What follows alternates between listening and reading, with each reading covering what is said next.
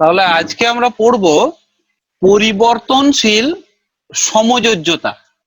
আগের ক্লাসে যেমন আমরা পড়েছি পরিবর্তনশীল আয়নীয় যোজ্যতা, পরিবর্তনশীল ইলেকট্রোভ্যালেন্সি চেঞ্জেবল, তাহলে এখানে পড়বো আমরা পরিবর্তনশীল সমযোজ্যতা। তো আমরা সমযোজ্যতার সংজ্ঞাটাকে যদি প্রথমত বুঝবার চেষ্টা করি, তো দেখো সমযোজী বন্ধনের তত্ত্বটা কি না, দুটি পরমাণু তাদের অযুগ্ম ইলেকট্রনগুলিকে সমানভাবে ব্যবহার করে ইলেকট্রন জোড় গঠনের মাধ্যমে যে বন্ধনটা গড়ে তোলে, এই সংখ্যাটাকে আমরা বলি, মানে এই ধারণাটাকে বলি সমযোজী বন্ধন। তাহলে সমযোজ্যতাটা কিভাবে আমরা ব্যাখ্যা করতে পারি না, নিকটবর্তী অষ্টক পূর্তি করবে, ইলেকট্রন জোড়া তৈরি করবে। এই ইলেকট্রন জোড়াটা তৈরি করবে কাদের মাধ্যমে না, ইলেকট্রন জোড়াটা তৈরি করবে ওরা অযুগ্ম ইলেকট্রনগুলির মাধ্যমে। তাহলে প্রত্যেকটা মৌলের আমরা যদি ভূমিস্তর ইলেকট্রন বিন্যাসটিকে লক্ষ্য করি, তাহলে ভূমিস্তর ইলেকট্রন বিন্যাসে কার কটা অযুগ্ম ইলেকট্রন আছে সেইভাবে যদি আমরা ব্যাখ্যা করবার জায়গাটাই আসি, যেমন ধরো গ্রুপ 13, আমি বোরনের ধারণাটাই বলি, 5 electron বিন্যাসটা 1s2 2s2 and 2p1।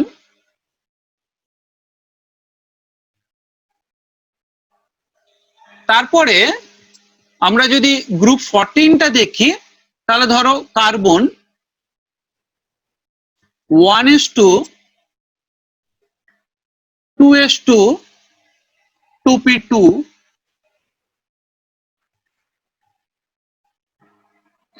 তারপরে যদি আমরা গ্রুপ 15 দেখি, 7 নাইট্রোজেনের এক্সাম্পলটা নিলাম, first এলিমেন্টে 1s2 2s2 and 2p3।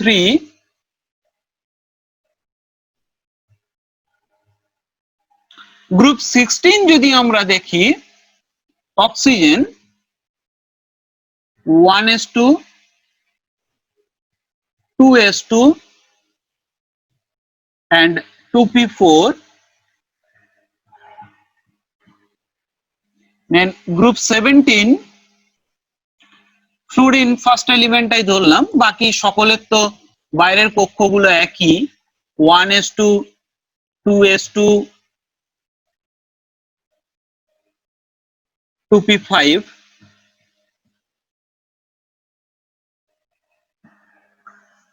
তাহলে এটা আমাদের নর্মাল ইলেকট্রন কাঠামোটাকে আমরা লিখলাম as a whole, group wise আমরা এখানে কাঠামোগুলো লিখেছি।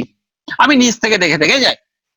বাইরের কক্ষে 7টা, একটি ইলেকট্রন হলেই অষ্টক পূর্তি ঘটবে, সমযোজ্যতার মান 1 হওয়া উচিত, সাধারণ সমযোজ্যতা। আর কি লক্ষ্য করেছি, অযুগ্ম ইলেকট্রন আছে একটা, তাহলে এদের সাধারণ সমযোজ্যতার মান 1। গ্রুপ 16 বাইরের কক্ষে থাকে 6টা ইলেকট্রন, দুটো হলেই অষ্টক পূর্তি হয়, সাধারণভাবে দেখো দুটো অযুগ্ম ইলেকট্রন আছে, সমযোজ্যতার মান 2। গ্রুপ 15 নাইট্রোজেন 5টা ইলেকট্রন আছে, 3টে প্রয়োজন, 3টে ইলেকট্রন হলেই ওদের অষ্টক পূর্তি হবে, অযুগ্ম ইলেকট্রনের সংখ্যাও 3, তাহলে ওই 3টে অযুগ্ম ইলেকট্রন দিয়ে 3টে বন্ড করতে পারে, সমযোজ্যতার মান 3। আচ্ছা, কার্বনের ঘটনাটাই আসি। বাইরের কক্ষে অযুগ্ম ইলেকট্রনের সংখ্যা কত, 2, কিন্তু কার্বনের নিজস্ব ইলেকট্রন কত, বাইরের কক্ষে 4, প্রয়োজন কত, 4টে ইলেকট্রন, অযুগ্ম ইলেকট্রন কটা আছে, 2টো, তাহলে 2টো দিয়ে তো 2টো বন্ড করতে পারবে, 4টে কি করে সমস্যাটা মিটবে। তাহলে কার্বনের অযুগ্ম ইলেকট্রন সংখ্যা n সমান 2, কিন্তু লক্ষ্য করে দেখা গেছে সমযোজ্যতার মান 4। আবার গ্রুপ 13 অযুগ্ম ইলেকট্রন 1, কিন্তু n সমান নরমালি আমরা 1 দেখতে পাচ্ছি, কিন্তু সমযোজ্যতার মান 3।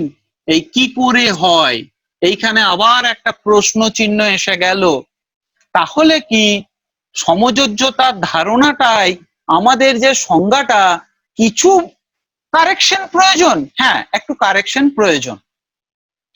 সেই কারেকশনের প্রয়োজনীয়তাটা আমরা কখনোই গ্রুপ 15, 16 আর 17 দেখে বুঝতে পারবো না। কারণ কি, এদের ভূমিস্তরে অযুগ্ম ইলেকট্রনের সংখ্যা ইকুয়ালস টু এদের সমযোজ্যতা। তাহলে কি মনে রাখবো?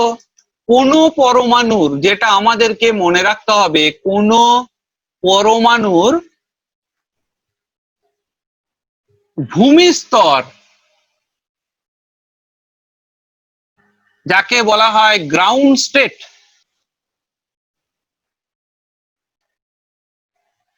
ইলেকট্রন বিন্যাস, তার মানে সর্বনিম্ন শক্তি সম্পন্ন হুন্ডের নিয়ম, আব্বাউ নিয়ম ইত্যাদি মান্যতা পেয়ে যে ইলেকট্রন বিন্যাস, বা এই অথবা একটা আছে, তাহলে ভূমিস্তর দিয়ে গ্রুপ 17, 16, 15 এর সাধারণ সমযোজ্যতা ব্যাখ্যা করা গেলেও ভূমিস্তর ইলেকট্রন কাঠামো দিয়ে আমরা গ্রুপ 13, গ্রুপ 14 কে ব্যাখ্যা করতে পারি না সমযোজ্যতাটা।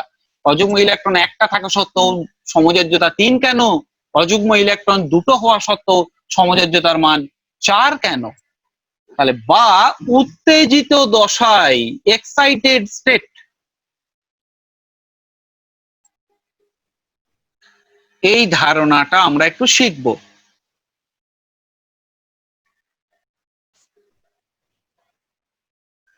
তাহলে সাধারণ ভূমিস্তর লোয়ার এনার্জি লেভেলের যে ইলেকট্রন কাঠামো অথবা এক্সাইটেড স্টেট মিন্স যখন কোনো পরমাণু বন্ধন তৈরি করার সময় এনার্জি সংগ্রহ করে, সেই এনার্জি গ্রহণ করে ওর ভূমিস্তর ইলেকট্রন কাঠামোর পরিবর্তন করতে পারে। অর্থাৎ যোজক কক্ষের নিম্ন অরবিটাল থেকে এক বা একাধিক ইলেকট্রন উচ্চতর ফাঁকা অরবিটালে স্থানান্তরিত করতে পারে। কি বললাম? যোজক কক্ষের নিম্ন শক্তি সম্পন্ন অরবিটাল থেকে এক বা একাধিক ইলেকট্রন উচ্চতর শক্তি কক্ষে স্থানান্তর করে অযুগ্ম ইলেকট্রন সংখ্যা পরিবর্তন করতে পারে। এইভাবে এরা অযুগ্ম ইলেকট্রনের সংখ্যা পরিবর্তন করায় এদের সাধারণ সমযোজ্যতার ধারণারও পরিবর্তন হয়। তাহলে আমরা আজ থেকে সমযোজ্যতার ধারণাটা কি জানবো? কোন পরমাণুর ভূমিস্তর ইলেকট্রন বিন্যাসে বা উত্তেজিত দশার ইলেকট্রন বিন্যাসে যতগুলো অযুগ্ম ইলেকট্রন সৃষ্টি করতে পারে তার সর্বোচ্চ সমযোজ্যতা ঠিক ততগুলো পর্যন্ত হতে পারে। Let us take the example. কেন বোরন বা অ্যালুমিনিয়ামের সাধারণ দশায় একটা অযুগ্ম ইলেকট্রন থাকলেও কেন ওদের সমযোজ্যতা 3, কার্বনের কেন সমযোজ্যতা 4? খুব ভাইটাল দুটো কোয়েশ্চেন, আমরা এখান থেকে একটু শিখে নেব।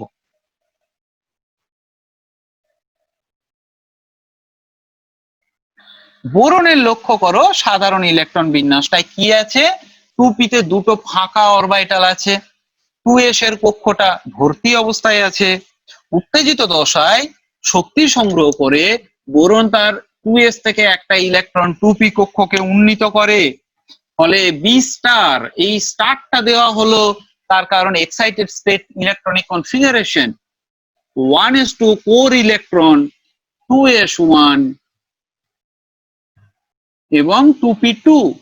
তাহলে এক্সাইটেড স্টেটে লক্ষ্য করা কি, 2s থেকে একটি ইলেকট্রন 2p তে উন্নীত করে বোরন তার অযুগ্ম ইলেকট্রন সংখ্যা বৃদ্ধি করে এবং বৃদ্ধিপ্রাপ্ত মানটা কত হলো? অযুগ্ম ইলেকট্রনের সংখ্যা 3, তার সাধারণ সমযোজ্যতার মান 3 হয়। এর দ্বারা boron BH3, BF3, BCl3, BBr3, BI3 প্রভৃতি যৌগ, এগুলো হচ্ছে ট্রাই হ্যালাইড এবং এটা হাইড্রাইড, BH3 হাইড্রাইড আর BX3 টাইপ ট্রাই হ্যালাইড যৌগ, boron trifluoride, boron trichloride, tribromide, triiodide প্রভৃতি তৈরি করতে পারে। তাহলে কি দেখলাম? যে সাধারণ ভূমিস্তরে যতগুলো অযুগ্ম ইলেকট্রন সেই সংখ্যাটা পাল্টে ফেলতে পারে। মোট যতগুলো অযুগ্ম ইলেকট্রন সৃষ্টি হয় সেই সংখ্যাটাকে তার সমযোজ্যতা বলে আমরা এখন ধরে নেব। নেক্সট অ্যানাদার এক্সাম্পল যদি আমরা নিই, কার্বন, জৈব রসায়ন, ভাইটাল জিনিস, কার্বনই পড়তে হবে ও ক্ষেত্রে। আমরা এখান থেকেই একটা পড়ার অংশকে এগিয়ে রাখবো যে কেন কার্বনের সমযোজ্যতার মান 4, যদিও ভূমি স্তরে কার্বনের মাত্র 2টো অযুগ্ম ইলেকট্রন থাকে। তাহলে আমরা দেখতে পাচ্ছি কি কার্বনের ভূমিস্তরে ইলেকট্রন বিন্যাসে 2টো অযুগ্ম ইলেকট্রন আছে। এখন কার্বন উত্তেজিত দশায় 2s থেকে একটি ইলেকট্রন 2p এর একটা ফাঁকা অরবিটালে উন্নীত করে দেয় আপ এনার্জি গ্রহণ করে। ফলে এক্সাইটেড স্টেটে কার্বনের ইলেকট্রন কাঠামোটা হয় যোজ্যতা কক্ষে 1:2s1 2px1 2py1 2pz1। এখন অযুগ্ম ইলেকট্রনের সংখ্যা 4 এবং যোজ্যতাও 4। এবং খেয়াল করো কার্বন 4টে অযুগ্ম ইলেকট্রন দিয়ে 4টে সমযোজী বন্ধন তৈরি করে তার অষ্টকটা পূর্তি করে ফেলে এবং কার্বনের যতগুলো যৌগ পাবে বেশিরভাগ ক্ষেত্রেই দেখবে যোজ্যতার মান 4। যেমন ধরো কার্বনের এক্সাম্পলে CH4, CCl4 ইত্যাদি পড়েছি। আবার আমরা যখন পড়ি ইথেন CH3CH3, বা আমরা কখনো পড়ি কার্বন ডাইঅক্সাইড CO2, এই জাতীয় যৌগগুলো সব জায়গায় কার্বনের সমযোজ্যতার মান 4 হয়। গ্রুপ 14 এর সমযোজ্যতার মান 4, গ্রুপ 13 এর সাধারণ সমযোজ্যতার মান 3। তাহলে কেন অযুগ্ম ইলেকট্রন কম থাকলেও এরা অন্য সংখ্যায় সমযোজ্যতা দেখায় তার একটা ব্যাখ্যা আমরা এখান থেকে পেলাম।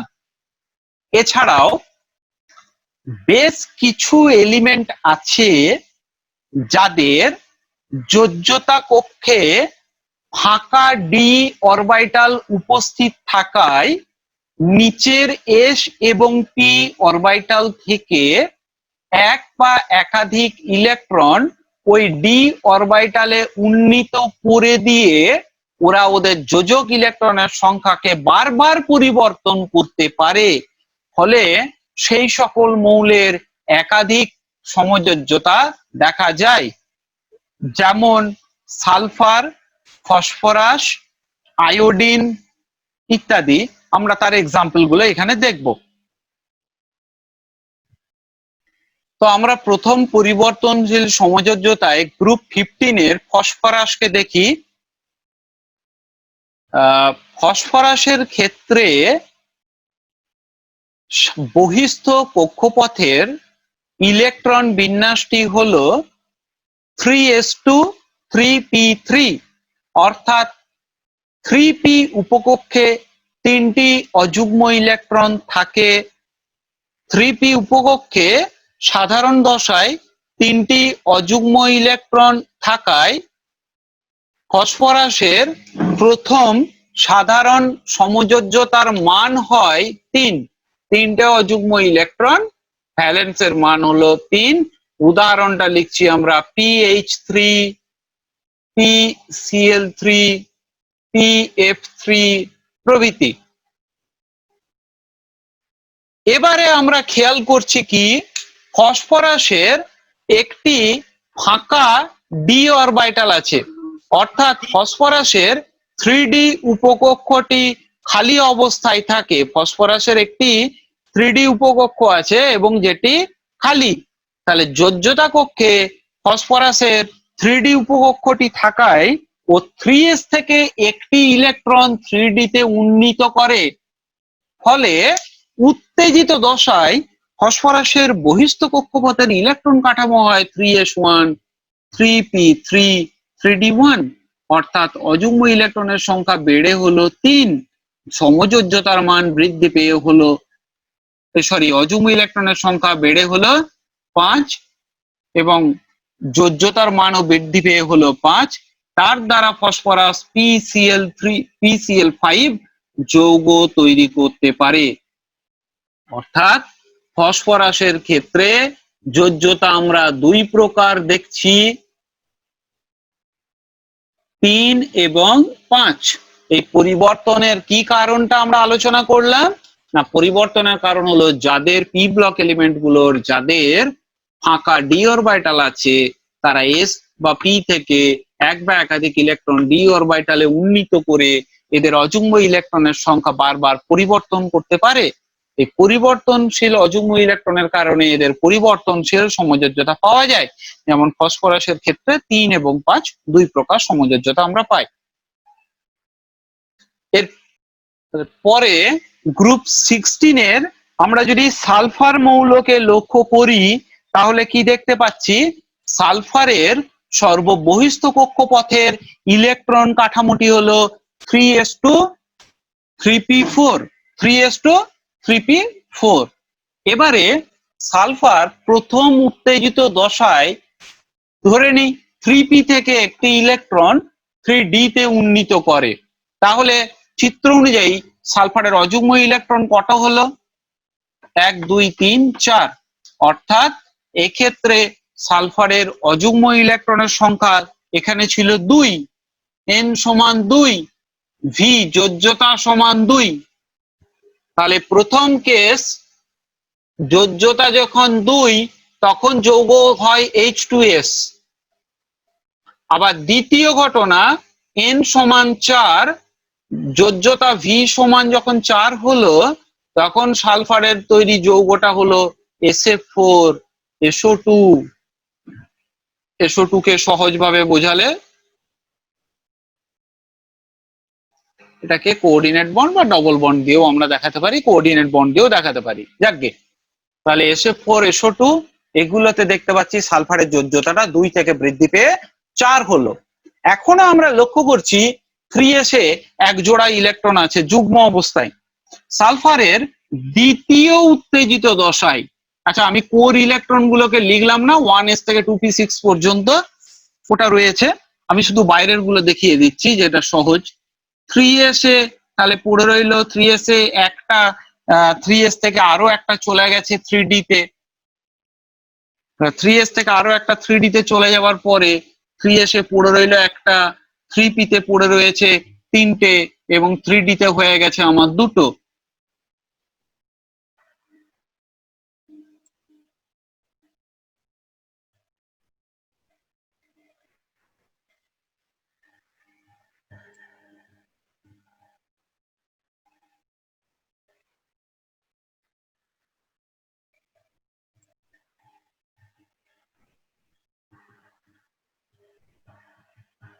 তাহলে এখন দেখতে পাচ্ছি সালফারের দ্বিতীয় উত্তেজিত দশায় 3s থেকে আরো একটি ইলেকট্রন 3d তে উন্নীত হয়ে মোট অযুগ্ম ইলেকট্রনের সংখ্যা সৃষ্টি হলো 3s1 3p3 3d2, অর্থাৎ 6টি।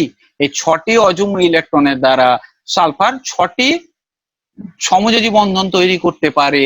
তাহলে যোজ্যতা হলো 6 এবং তার এক্সাম্পল হলো SF6। তাহলে সালফারের ক্ষেত্রে আমরা কি কি যোজ্যতা পেলাম, সালফারের ক্ষেত্রে ভ্যালেন্সি হলো 2 4 6। এরপরে যদি আমরা আয়োডিনের ক্ষেত্রটা লক্ষ্য করি, আয়োডিন গ্রুপ 17 এলিমেন্ট, আমার সাথে সাথে খাতাতেও নিশ্চয়ই তোমরা এটাকে অভ্যাস করছো। আমরা যেমন গ্রুপ 17 এলিমেন্ট আয়োডিনকে যদি আমরা দেখি, আয়োডিন আমরা শুধুমাত্র বাইরের কক্ষ রাখলাম, ভেতরে তো কোর ইলেকট্রন অনেক আছে, তাহলে 5s2 5p5 এই হচ্ছে সাধারণভাবে আয়োডিনের ভূমিস্তর ইলেকট্রন কাঠামো। সেখানে অযুগ্ম ইলেকট্রনের সংখ্যা হচ্ছে একটা 5p তে এবং তার দ্বারাও একটাই সমযোজ্যতা তৈরি করতে পারে। এর যদি আমরা এক্সাম্পল চাই তাহলে সহজ এক্সাম্পল নিয়ে নাও HCl, HI, আয়োডিন তো, তাহলে HI সহজ এক্সাম্পল। তাহলে এখানে আয়োডিন তার সমযোজ্যতা 1 দেখায় ভূমিস্তর। এরপরে আমরা আসি প্রথম উত্তেজিত দশায়। তাহলে প্রথম উত্তেজিত দশায় কি দেখলাম, 5p থেকে একটি ইলেকট্রন 5d তে উন্নীত করলো এনার্জি নিয়ে। তাহলে কি হলো, 5p তে ছিল একটা অযুগ্ম ইলেকট্রন, এখন 5p তে বেড়ে হলো 2টো, 5d তে একটা। তাহলে অযুগ্ম ইলেকট্রনের সংখ্যা পরিবর্তন হয়ে প্রথম উত্তেজিত দশায় কি হলো, 2 আর 1 3। তাহলে ভ্যালেন্স ইলেকট্রনটা যোজক কক্ষে অযুগ্ম ইলেকট্রন সংখ্যা বেড়ে হলো 3, যোজ্যতাও বেড়ে হলো 3। তার যদি আমরা এক্সাম্পল বলি তাহলে এক্সাম্পল লিখে রাখবে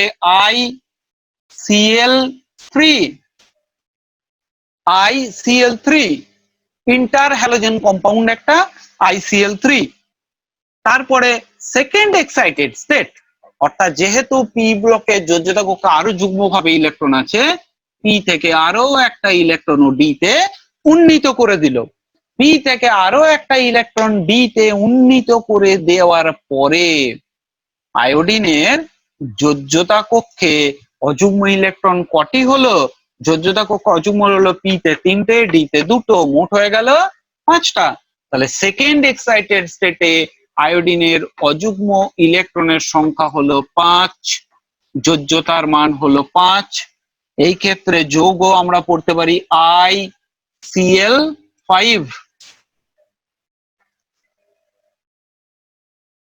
তারপরও দেখা গেল 5 এসে এখনো এক জোড়া ইলেকট্রন আছে যুগ্মভাবে, 5s থেকে একটি ইলেকট্রন 5d এ উন্নীত করে দিয়ে আয়োডিনের সর্বোচ্চ অযুগ্ম ইলেকট্রনের সংখ্যা তৃতীয় উত্তেজিত দশায়, আমি স্টারটা ব্যবহার করেছি উত্তেজিত দশা বোঝাতে, তাহলে তৃতীয় উত্তেজিত দশায় দেখা গেল আয়োডিনের অযুগ্ম ইলেকট্রন বেড়ে হলো 7টা।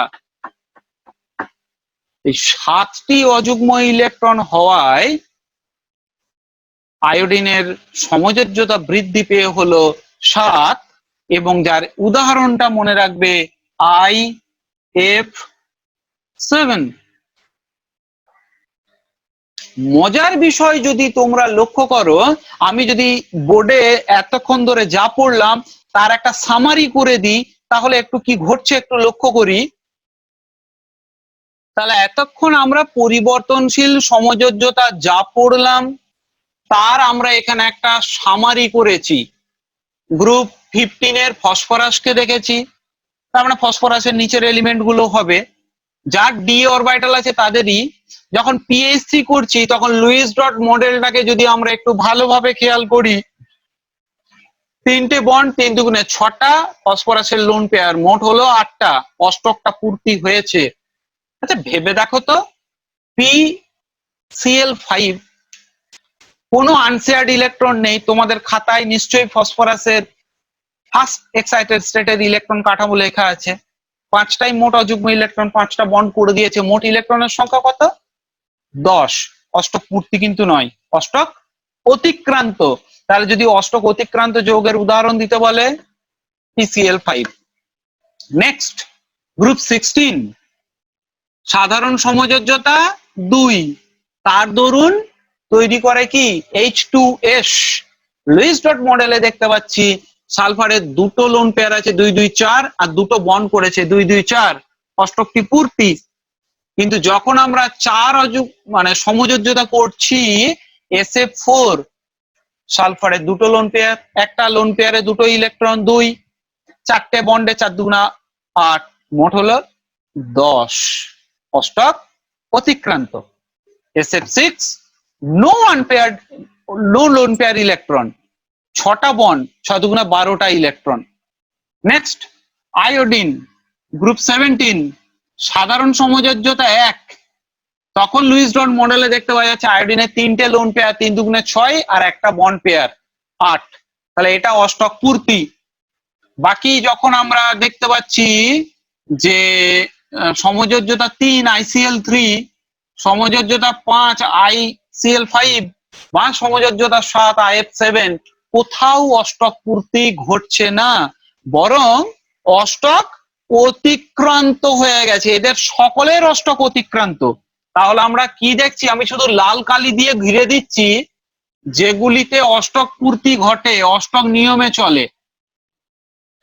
তাহলে দেখা গেল কি পি ব্লক এলিমেন্ট গুলির যাদের যাদের পরিবর্তনশীল সমযোজ্যতা পাওয়া যায়, তাদের যেগুলো প্রথম সমযোজ্যতা, সাধারণ সমযোজ্যতা, সেইগুলিতেই অষ্টক পূর্তি হয়।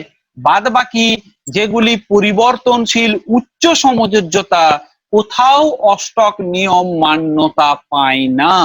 তাহলে এগুলিতে কোথাও অষ্টক নিয়মের কোনো মান্যতা নেই।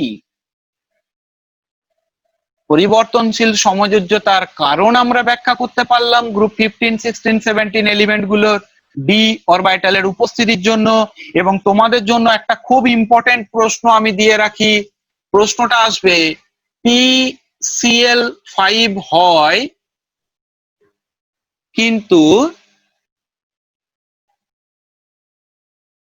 NCl5 হয় না কেন?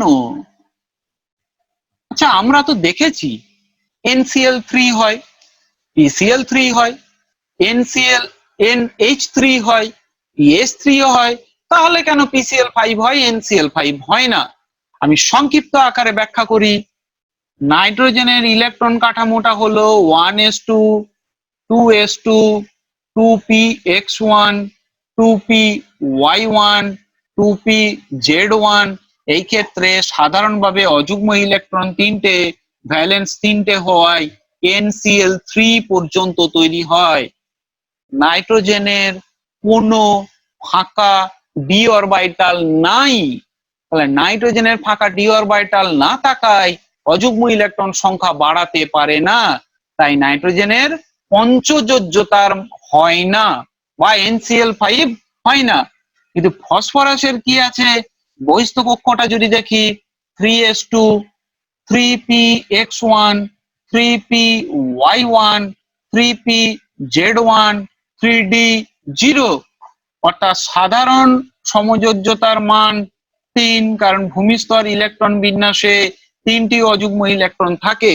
কিন্তু আমরা একটা জিনিসও লক্ষ্য করছি, ফসফরাসের বহিস্থ কক্ষপথে ডি অরবিটাল থাকায় উত্তেজিত দশায় ফসফরাসের 3s থেকে একটি ইলেকট্রন 3d তে উন্নীত হয়ে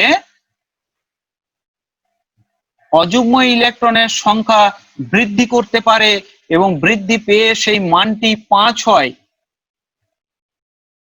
অর্থাৎ ফসফরাস তার 3s অরবিটালের একটি ইলেকট্রনকে 3d তে উন্নীত করে উত্তেজিত দশায় তার অযুগ্ম ইলেকট্রন সংখ্যা বৃদ্ধি করে 5 করতে পারে।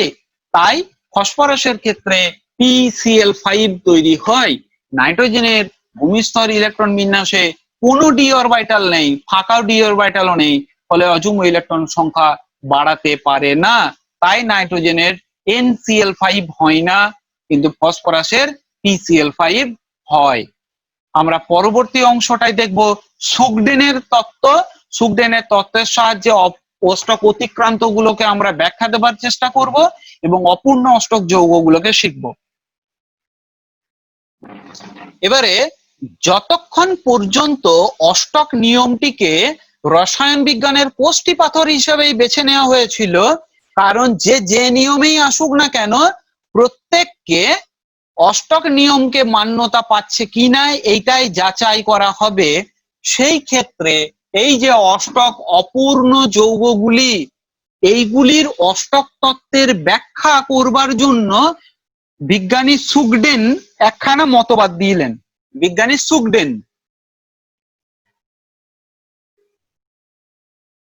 সুগডেনের মতবাদ কি দিল, বলল ইলেকট্রন জোড় বন্ধন, একটা সমযোজী বন্ধন মানে কি ইলেকট্রন জোড় বন্ধন, তাহলে ইলেকট্রন জোড় বন্ধন এর পাশাপাশি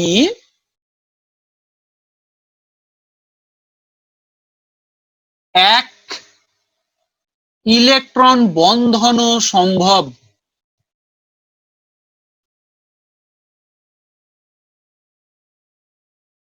ওনার তত্ত্ব হলো যে বাবু এই যে যৌগগুলো আমরা দেখতে পাচ্ছি এখানে যে শুধু ইলেকট্রন জোড়া বন্ধনই আছে তা নয়, এক ইলেকট্রন বন্ধনও আছে। লেট আস এক্সাম্পল, PCl5 কে কিভাবে ব্যাখ্যা করলেন দেখো। এমনিতে 5 দুগুণে তো 10টা ইলেকট্রন হয়ে যায়, উনি বললেন PCl5 এর তিনটে বন্ধন, তিনটে PCl বন্ধন হলো ইলেকট্রন জোড়া বন্ধন। তিনটে PCl বন্ধন হলো ইলেকট্রন জোড়া বন্ধন। তার মানে আমরা যাকে ওই স্টিক দিয়ে লিখি সেটাকে বুঝবো ইলেকট্রন জোড় বন্ড, ইলেকট্রন পেয়ার বন্ড। আর এরকম একটা টাইপ এই মাথায় একটা হাফ অ্যারো, একটা খোঁচা দেওয়া আছে মাছ ধরার কাঁটার মতো, তাকে বলছি আমরা এক ইলেকট্রন বন্ধন, ওয়ান ইলেকট্রন বন্ড। তাহলে বলছে তিনটে পিসিএল বন্ড হলো ইলেকট্রন পেয়ার বন্ড, জোড়া, আর দুটো বন্ড হলো এক ইলেকট্রন বন্ধন। তাহলে মেলাও, তিনটে জোড়া বন্ড, 3 দুগুণে 6টা, দুটো এক ইলেকট্রন বন্ড, দুটো হলো গিয়ে 8টা। এখন প্রশ্ন করবে এক ইলেকট্রন বন্ডটা কি দেখানো হয়েছে?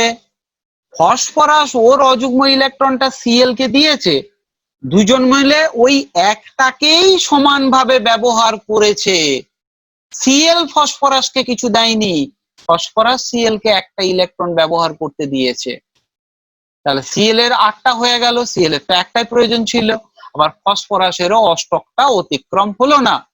সুগডেনের তত্ত্বের স্বরূপ ওনারা ব্যাখ্যা দিলেন যে PCl5 কে যখন উত্তপ্ত করা হয় তখন দেখা গেছে কি ওটি বিয়োজিত হয়ে PCl3 এবং Cl2 তে ভেঙে যায়। তখন বললো এই যে বন্ধনগুলো তফাৎ ছিল, তিনটে জোড়া বন্ধন বেশি স্থায়ী, দুটো একক ইলেকট্রন বন্ধন কম স্থায়ী, তাই এইভাবে ভেঙে যায়। PCl3 তিনটে সিএল ইনট্যাক্ট থাকে, দুটো সিএল বেরিয়ে যায়, বেশ মান্যতা পেল। পরের ব্যাখ্যাগুলোতে আসি। SF6, SF4 এদের ক্ষেত্রে কিভাবে সুগডেনের তত্ত্ব ব্যাখ্যা দেবে? SF4 এর ক্ষেত্রে কটা বন্ড আছে? 4টে। তো তাহলে 4টে বন্ডের 4 দুগুণে 8টা, একটা লোন পেয়ার ছিল, তো লোন পেয়ারটা আগেই দিয়ে দিলাম, 2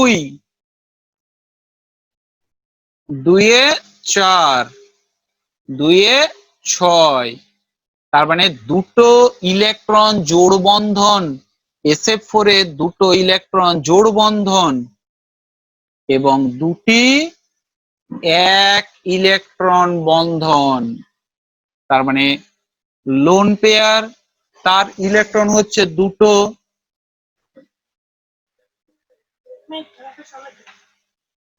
লোন পেয়ারের ইলেকট্রন হচ্ছে দুটো। তারপরে ইলেকট্রন জোড়া বন্ধন কটি আছে? না, ইলেকট্রন পেয়ার বন্ড দুটো, তার ইলেকট্রন হচ্ছে তাহলে 4টে, আর ওয়ান ইলেকট্রন বন্ড দুটো, তার ইলেকট্রন হচ্ছে দুটো, তাহলে মোট দেখো 8টা, বলেই তো অষ্টক মিলে গেছে। তাহলে কি পেলাম? লোন পেয়ারের ইলেকট্রন দুটো, ইলেকট্রন পেয়ার বন্ড হচ্ছে, ইলেকট্রন পেয়ার বন্ড দুটো আছে, তাহলে 2 এর দরুন 4টে ইলেকট্রন, আর ওয়ান ইলেকট্রন বন্ড আছে দুটো, তাহলে 2 একে 2, দুটি ইলেকট্রন, মোট হলো 8টা। তাহলে অষ্টক মিলিয়ে দিলেন। এরপরে আসি আমরা SF6 এর ক্ষেত্রে। সেখানে সালফারের লোন পেয়ার কিছু নেই, তাহলে কি আছে? অনলি বন্ড পেয়ার আছে, দুটি ইলেকট্রন জোড়া বন্ড, 2 2 এ 4টি ইলেকট্রন, এন্ড 4টি ওয়ান ইলেকট্রন বন্ড। ব্যাস হয়ে গেল অষ্টক পূর্তি। তাহলে কি পেলাম? 2 electron pair bond, that is 4 electron, and 4 one electron bond, that is 4 electron, total 8 electron, and this is octet. তাহলে এই হিসেবে SF6 কেও অক্টেট বলে দিল। কিন্তু মজার কথা হচ্ছে PCl5 এ যে ধরনের অবজারভেশন পেয়েছিলাম সেই ধরনের কোনো অবজারভেশন SF4 বা SF6 এ পাওয়া যায় না। অর্থাৎ দুর্বল বন্ড যে আলাদা করে অস্তিত্ব আছে, SF4 বা SF6 কে উত্তপ্ত করলে SF2 আর F4 F2 তে ভাঙবে, তেমন কোনো ঘটনার অস্তিত্ব পাওয়া যায় না।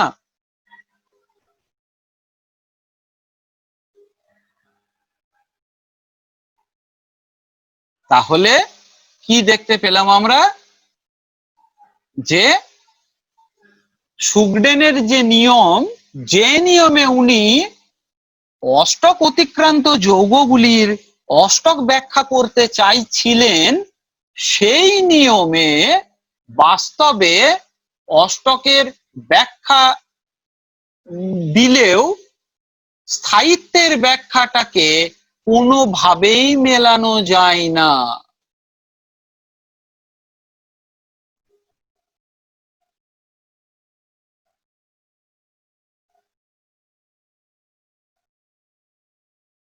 এই হচ্ছে IF7 এর ব্যাখ্যা।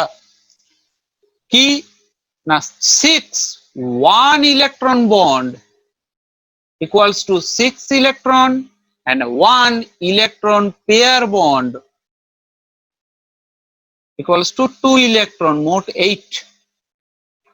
নাও IF5 এর ক্ষেত্রে ICl5 যদি আমরা কল্পনা করি, তাহলে একটু লক্ষ্য করো, মোট বন্ড আছে কটা? 5টা।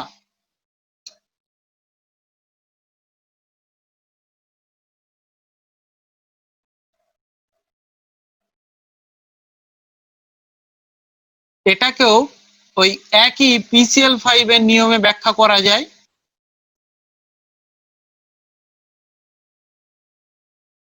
দুটো single electron bond 2 electron and 3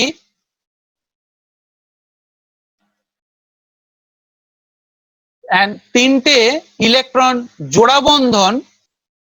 তাহলে মোট কি ঘটলো না, 3টে জোড়া বন্ধন 3 দুগুণে 6 আর দুটো একক ইলেকট্রন বন্ধন 2টো, তাহলে মোট এখানেও অষ্টকটা মান্যতা পেয়ে গেল। তাহলে এইভাবে সুগডেনের নিয়মে সিঙ্গেল ইলেকট্রন বন্ডের সাহায্যে অষ্টকের ব্যাখ্যা দিতে গেলেও স্থায়িত্বের ব্যাখ্যা সুগডেনের নিয়ম ব্যাখ্যা করতে পারলো না। তখন পরিবর্তনশীল সমযোজ্যতার ক্ষেত্রে অষ্টক নিয়মটির যে একান্ত প্রয়োজনীয়, তার আর অস্তিত্ব কিন্তু কোথাও আমরা পাচ্ছিও না। এক্ষেত্রে সিজুইকের একটি তত্ত্বের কথা আমাদেরকে মনে রাখতে হবে। কোন মৌলের সর্বোচ্চ সমযোজ্যতা সমান 2 ইন্টু উহার পর্যায় সংখ্যা।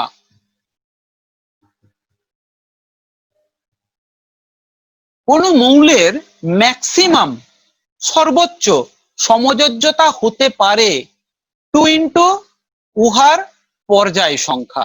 কোন মৌলের পর্যায় সংখ্যা যত, ততদূর ম্যাক্সিমাম হতে পারে, হবেই কোনো কথা নয়। আয়োডিন 5 নম্বর পর্যায়, 5 গুণিত 2 10, তাহলে 10 ম্যাক্সিমাম হতে পারে, যেতে পারে অতটা, কিন্তু নাও যেতে পারে। তাহলে এই অবধি কোন মৌলের সমযোজ্যতা নির্ধারণ করা যায়। আমি তোমাদেরকে একটা পয়েন্ট বলেছিলাম, খাতায় প্রত্যেকে টুকে রাখবে, যে জারণ সংখ্যা। কোন মৌলের সর্বোচ্চ আর সর্বনিম্ন জারণ সংখ্যা কি করে নির্ণয় করবে? কোন মৌলের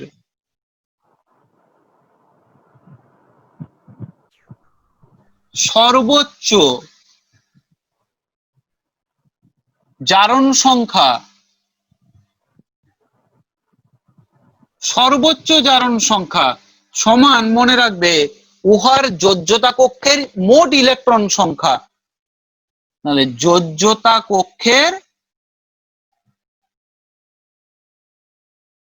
মোট ইলেকট্রন সংখ্যা। কারু যোজ্যতা কক্ষে মোট ইলেকট্রন সংখ্যা যত আছে, তার সর্বোচ্চ জারণ সংখ্যা তত হতে পারে। টেক দ্য এক্সাম্পল, আয়োডিন বহিঃকক্ষে ইলেকট্রনের সংখ্যা কত? তোমরা সকলেই জানো, 7। IF7 যৌগে আয়োডিনের জারণ সংখ্যা +7। IF7 যৌগে আয়োডিনের জারণ সংখ্যার মান +7। আবার সর্বনিম্নর ক্ষেত্রে মনে রাখবে, অষ্টক পূর্তি হতে তার আর কটি ইলেকট্রন প্রয়োজন? অষ্টক পূর্তি হতে তার আর কটি ইলেকট্রন প্রয়োজন, সেটি হবে সর্বনিম্ন জারণ সংখ্যা। তাহলে 8 মাইনাস বহিঃকক্ষের ইলেকট্রন। আয়োডিন বাইরের কক্ষে 7টা থেকে অষ্টক পূর্তি হতে কটি প্রয়োজন, একটি। তাহলে সর্বনিম্ন জারণ সংখ্যা HI এর পেয়ে যাব আমরা -1। তাহলে সর্বোচ্চ সর্বনিম্ন জারণ সংখ্যা কি করে নির্ণয় করতে হয়, আমরা পেয়ে যাচ্ছি কোনো মৌলের বহিস্থ কক্ষপথে মোট যতগুলো ইলেকট্রন থাকবে সেই সংখ্যাটা তার সর্বোচ্চ জারণ সংখ্যা হতে পারে, এবং অষ্টক পূর্তি হতে যটি ইলেকট্রন প্রয়োজন হবে সেই সংখ্যাটি তাহার সর্বনিম্ন জারণ সংখ্যা হতে পারে। সেটা হচ্ছে অপূর্ণ অষ্টক কিছু যৌগ। এখন দেখলাম পরিবর্তনশীল সমযোজ্যতা পড়তে যেয়ে যে অষ্টকগুলো অতিক্রান্ত হয়ে গেছে। কিছুটা এমনও যৌগের অস্তিত্ব আমরা পাবো যেখানেতে অষ্টকটাই অতিক্রম করতে পারেনি, অষ্টকটাই ওরা প্রাপ্তি করতে পারেনি। তাহলে এদেরকে আমরা বলছি অপূর্ণ অষ্টক। তবে একটি কথা দেখো, অপূর্ণ অষ্টক যাদের অক্টেটটা এখনো ফিল আপ হয়নি, এদের কিন্তু একটা বৈশিষ্ট্য আছে, যেখান থেকে হোক ইলেকট্রন জোগাড় করে অষ্টকটা যাতে পূর্ণ করা যায়। আমরা তাও পরের ক্লাসে শিখবো ওটা। এখন গ্রুপ 2 এর বেরিলিয়ামটা দেখি। বেরিলিয়ামের ইলেকট্রন বিন্যাস 1s2 2s2, তাই তো? তাহলে এর তো কোনো অযুগ্ম ইলেকট্রনই নাই, টুপিটা খালি। তো বেরিলিয়াম কি করছে দেখ, এক্সাইটেড স্টেটে 2s থেকে একটা ইলেকট্রন 2p তে পাঠিয়ে দেয় এবং ওর অযুগ্ম ইলেকট্রনের সংখ্যাটাকে বাড়িয়ে ও ম্যাক্সিমাম 2 করতে পারে। তোমাদের কি মনে হয় এখানে 3 করবে বা 5 করবার কোনো উপায় আছে?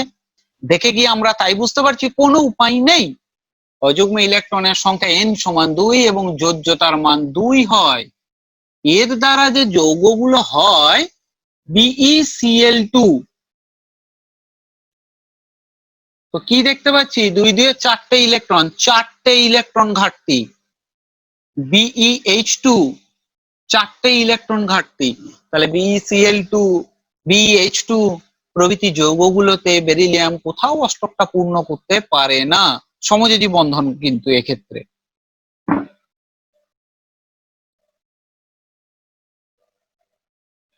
Group 13 boron 5 1s2 2s2 2p1। তাহলে অযুগ্ম ইলেকট্রন ভূমি স্তরে কত, 1। কিন্তু মনে রাখবে বোরনের যোজ্যতার মান 3। এখন প্রশ্ন আসতে পারে কেন বোরনের যোজ্যতার মান 3? না, বোরন উত্তেজিত দশায় 2s থেকে একটি ইলেকট্রন 2p তে উন্নীত করে তার অযুগ্ম ইলেকট্রন বৃদ্ধি করে 3 করতে পারে। এই 3 অযুগ্ম ইলেকট্রন হওয়ায় যোজ্যতার মান 3 হয়। যৌগগুলো হচ্ছে BH3 BF3 BCl3 ইত্যাদি BX3 টাইপের যৌগ। তা দেখো তো এই যৌগগুলিতে বোরনের ইলেকট্রন সংখ্যা কত?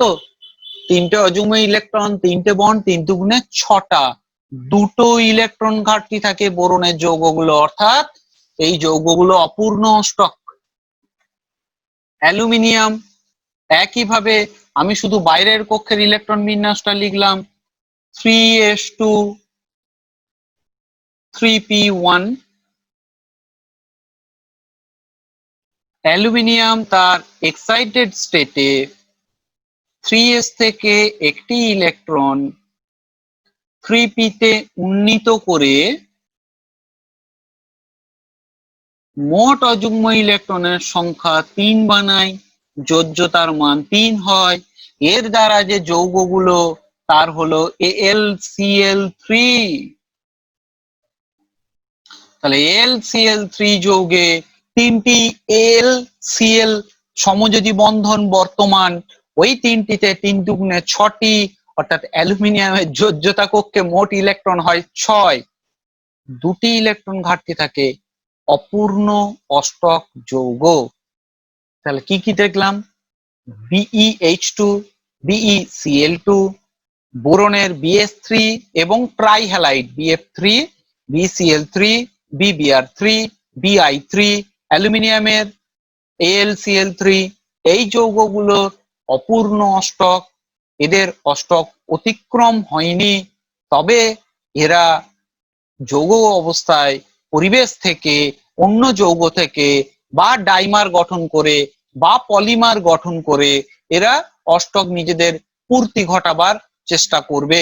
আমরা পরের দিন ক্লাসে তাহলে শিখব অসমযোজী বন্ধন আর অপূর্ণ অষ্টক যৌগগুলো কিভাবে অষ্টক পূর্ণ করে, এবং overlap model, orbital overlap model, সমযোজী বন্ধনের অরবাইটাল ওভারল্যাপ মডেল আমরা পরের দিনের ক্লাস করব।